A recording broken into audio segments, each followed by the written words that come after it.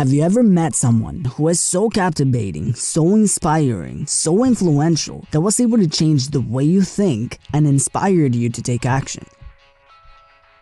For 60 years, researchers have studied the psychology behind what makes people say yes, the psychology of influence. You would think that people use all the information that is available to them to make a decision, but the reality is they don't. Most people use a set of preset biases to actually avoid analyzing all the information. Researchers believe that the reason why this happens is due to an outdated brain system, which was very effective a few 100,000 years ago at protecting us from dangers. For example, if there was a loud noise behind us, we did not stop and analyze what it was. We just naturally got out of the way in good chances that this noise was dangerous. With the overload of information in modern society, our brains need shortcuts to keep up with everything around us. Dr. Robert Cialdini's research found surprising universal principles that can explain why and how people become influenced by others, and ways that influencers get others to say yes to a request. He also shows us what we can do to avoid falling into these universal biases and retake control over decisions. Now, there are two types of influencers, bad influencers and good influencers. If you decide to learn these principles, I ask you to use them in an ethical way that can benefit all and not just yourself. Because when you use them unethically, you might be able to gain short-term benefit, but they might have negative consequences in the long term. One of the most basic principles of influence is the Reciprocity Principle. Let's say that you and your friend are out getting lunch, and at the end of your meal, he picks up the check. He tells you that he'll pay for lunch. After he pays for your food, how likely are you to feel that you sort of owe him something? You will be more likely to do something nice for him in return. See, the Reciprocity Principle pushes us to repay what was given to us. We do not feel comfortable just taking things from people. It is likely that we feel like we need to return the favor, sometimes even when we don't want to. For example, I recently went to Mexico a couple months ago and something very interesting happened. We were in a car at a stoplight. A guy jumps out of nowhere and starts cleaning our windshield. We didn't really need the windshield cleaned, but we still paid the guy for cleaning it. But at the next stoplight, another guy jumps out and he cleaned our windshield again. I noticed ourselves and many other people still paid the cleaner even though their windshield was already cleaned. After some time of experiencing this, there were two main reactions that I noticed. One, people got used to this, so they just took extra change anytime they were gonna pass by this area. Other people did anything they could to avoid them. They did not want to feel the debt and the pressure to repay them back. Reciprocity is a universal principle that can be used in unethical ways, like the previous example. But it can also be used in ethical ways that benefit you and others. For example, let's say that you are at work and a coworker needs a day off for an appointment. So you decide to cover her shift so she can go to her appointment. Now, if you need someone to cover you in the future, she will be more likely to do it for you because you already helped her. And you can create a good work relationship. Number 2, the contrast principle. This is when we are influenced by information before a request or other facts. This uses context as a way to influence the perception of certain details. For example, this jacket costs $285. This simple jacket alone sounds expensive when it's shown on its own. But if I show someone all the other more expensive items in the store first, they are more likely to see this jacket as the inexpensive item, and now they're more likely to buy it. This principle can be used in many different ways, from delivering news to your family to selling a product. In the first comment of this video, I'll give you an example of how a college student presented her failing grades to her parents using the contrast principle. Number 3, the Scarcity Principle. Let's say that you want to buy a house. You like the house, but the price is a little higher than you want to pay. So you decide to wait a little to see if the owners lower the price. But the next day, you get a phone call. It's your real estate agent, and he tells you that there's another person who likes the property and is willing to pay full price. So he asks you if you want to put an offer for the higher price. What is it about this piece of information that makes you want to put an offer at a price that you did not want to pay?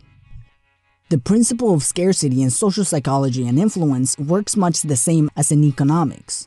Humans put much more value on something that is scarce. Ethics aside, having the perception that this house might be off the market soon makes its perceived value to be higher. higher enough for you to spend more money than you originally thought. Researchers found that we are more influenced by the chance of losing something rather than winning something. Coca-Cola experienced this firsthand when they introduced the new formula for their drinks. In a blind test, they surveyed thousands of people to see which Coca-Cola formula they would like best. What they found was that the majority of people chose the new and improved formula. When they announced that they will be getting rid of the original formula and replace it with the new formula, they were stumped with the reaction.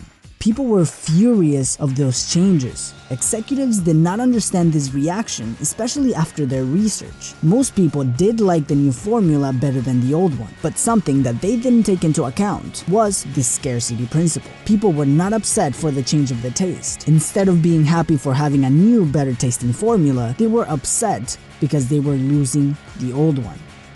This principle also works in the dating world. Women typically see men as more attractive when there's a lack of men around, and vice versa.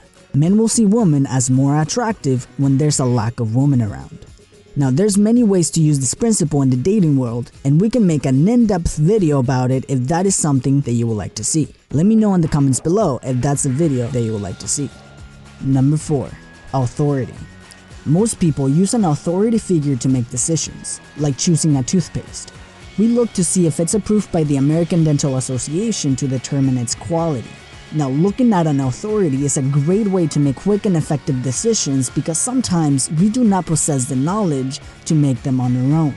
But there's a few downsides of this tendency. Many scam artists can use this very technique to make people believe that they are experts at something when they are really not. This can also create some issues in other areas. For example, there was a study conducted with airlines where they created a simulation to see how a flight crew would react to different scenarios in flight.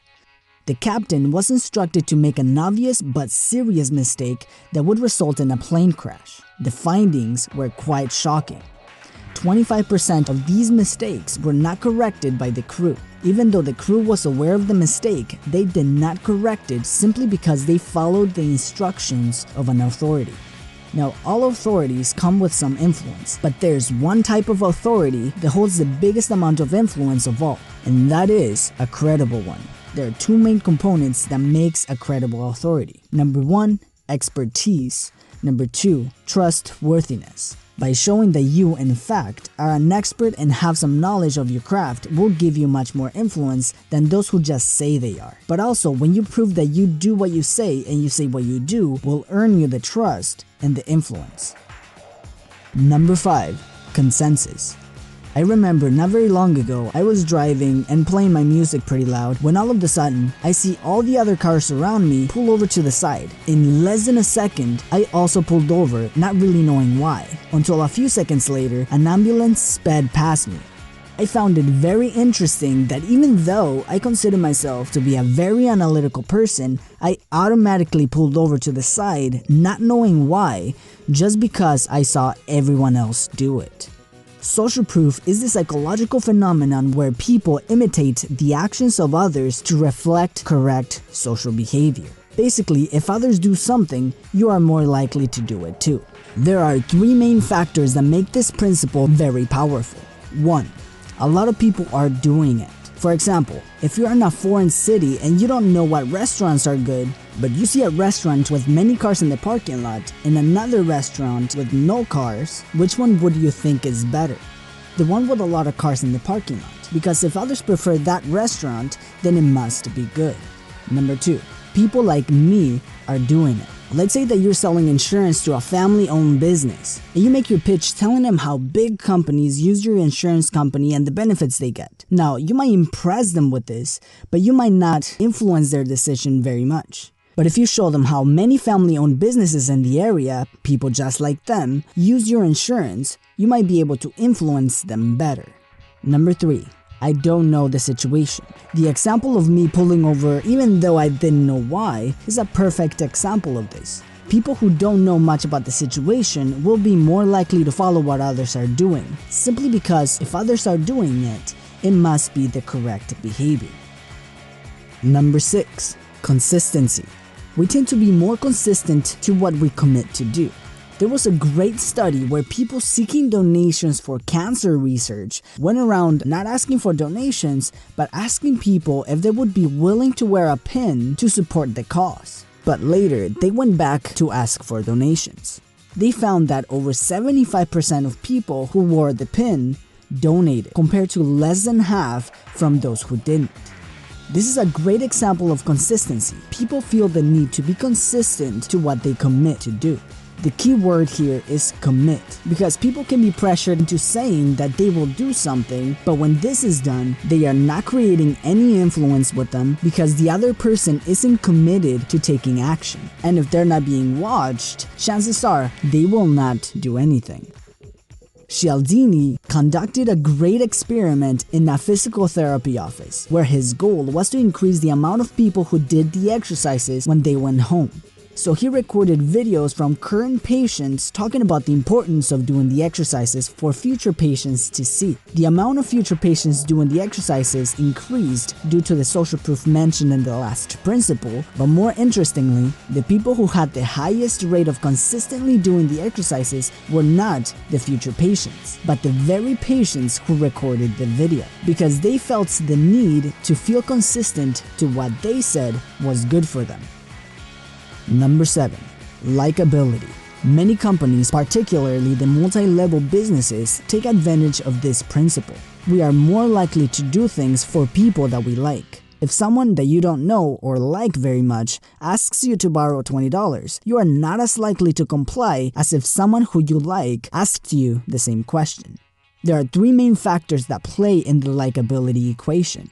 Number 1. Similarity. We are more likely to be influenced if the other person has similarity with us. If you like fishing and you meet someone who also likes fishing, you are more likely to like them and be influenced by them. Some salesmen are trained to look at some of the traits that you have and use it in conversation later. Finding similarities is a very good way to create rapport with people if it's genuine, not fabricated. Number 2.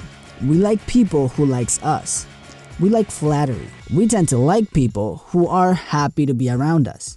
Number 3. Cooperation and collaboration. We are more likely to like people who we work with to achieve a common goal. And these are the 7 universal principles of influence. If you use these principles correctly and ethically, you will be on your way to becoming a very influential person.